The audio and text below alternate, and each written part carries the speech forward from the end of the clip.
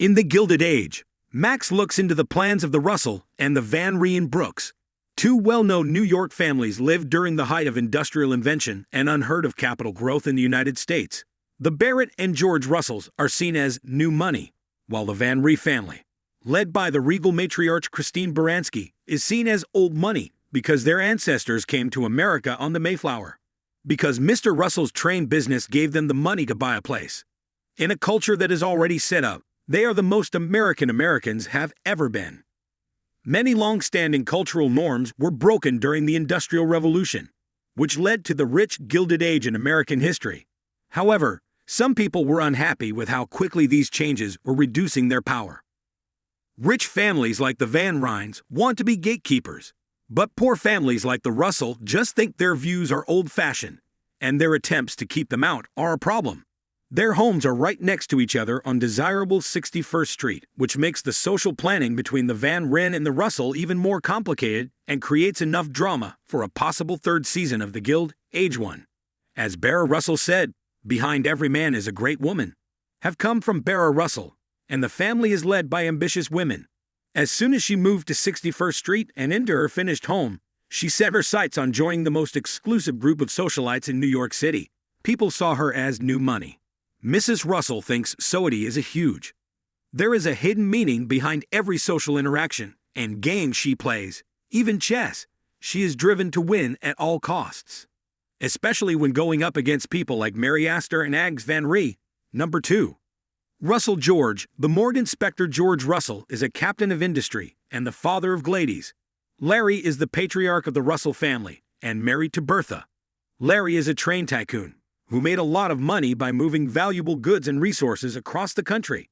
His love for his family, like Mrs. Russell, is the only thing that makes him more impressive. He enjoys beating his opponents in business and showing how strong he is in venture capital and finance.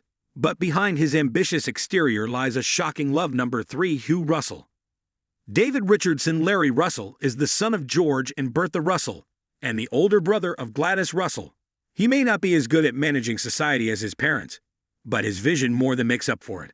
Nice guy Russell is back from Harvard because he wants to become a famous builder and meet the right people. He doesn't care as much about how he looks as his parents do. He's also not afraid to go his own way in life, which is what led him to pursue Rhijn Brook and the Pretty Widow 4 for Mrs. Blaine. I am Gladys Russell. Tarma Gladys Russell, the youngest of George and Bertha Russell's children, is less independent than her older brother Larry. Gladys, who wants to join society and make friends with the elite, feels like she is locked up in a golden cage and can't make choices based on her own opinions. She thought her mother was mean and controlling, and she thinks she's in love more with her father because her mother had strict rules. Gladys has thought about getting married to Oscar Van Rhijn and moving out of the house where Agnes Van Rhijn is the head of the Rhijn Brook family line. Baranski Christine Agnes Van Rhijn, also known as the Haughty Grande of 61 Street on 5th Avenue, has been the matriarch of the Rhijn family since her late husband's death and rules over its wealth and reputation with might and impunity. She is an enforcer for the old guard and is very harsh on anyone who tries to join society without following its unwritten rules. In addition to being tawdry, she sees the Russell family as a threat to her power and status. She keeps an eye on her niece, Rhijn Brook, as she works her way through society's dangerous seas, but she doesn't care as much about her as her sister does. Second Brook, Brooke, even though she's from the old guard, as the moral center of the Rhijn Brook family. Brooke Ag's younger sister and Rhijn Brook's aunt has a more sympathetic personality. It is her job to keep the peace. While Agnes and Marion argue about how to act properly in public without getting a bad reputation, she hopes to find love someday. For now, she lives vicariously through her niece and the other young women who have endless boss opportunities ahead of them, even though she has never been married and is considered a spinster by others. The time is 3 for her. Brooke Moran. Rhijn Brook just moved to New York not long ago. Her family is from old money, so she already has all the benefits of living in New York City.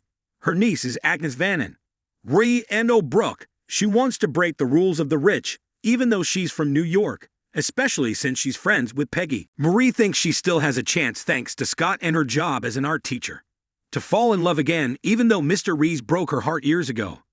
But a growing friendship with Larry Russell could change the way things work in the Van Rhijn home. Number 4. Oscar Van Rhee manages his social standing by becoming known as a man about town. Even though he is the heir to the Van Ron fortune and A's prodigal son in the Gilded Age, Oscar knows that he will have to marry a woman his mother approves of and start a family in order to carry on the Van Rhee family legacy. But he will have to hide his sexuality and suppress his own happiness in order to do this. Someone tries to ask Vladimir Russell to marry him, but Mr. Russell says no, so he has to find another place to get married.